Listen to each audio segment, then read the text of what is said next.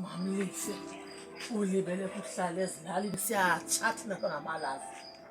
njengoba ke mfazi uyikomiti khawusincede uthethe nezikomiti zakho maze ke zehlukane nathi phansi kaloku abanye abafazi sebebalekile and ndothusayo banami ndifakiwe phaa ezilingo ezipolayo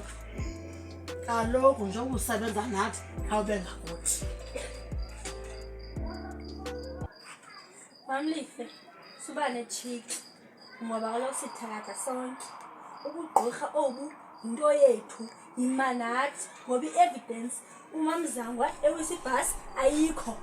suzibona ngoku phawu ikomiti ubekwe bukomiti ulibali uba mama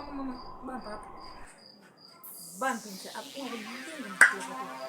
uligqirha Mamlife uyafana nathi ungalinge umqoka kakhulu la mithi iphethwe ngubani ibiphethwe ngubani baguqule Mamlife ngoba ubuthi obu nabo siyafana sonke baguqule bangakhoza ikho ne-evidence. Mamlife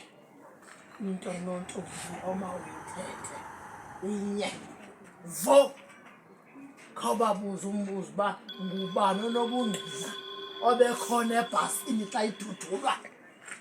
qha into endifuna kuyo ngoba uMamlife nguye unobhala esikomitini makaguqule otshomi bakhe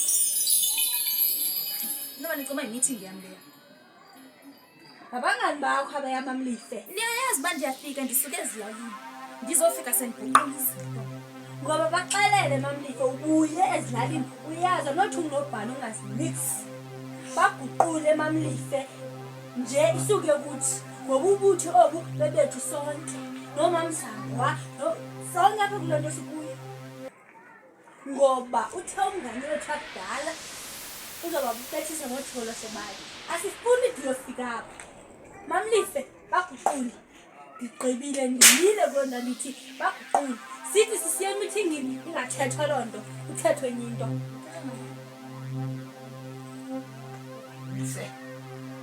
Mamlife le bhasi iduduliweyo siyatsha thina siyatsha usewonwaba xa uyaqala uva ngooThikoroshe ubazange umama kho akunika unyoko oThikoroshe bahamba nokuthakatha kaloku uThikoroshe naxa ngabe noThikoroshe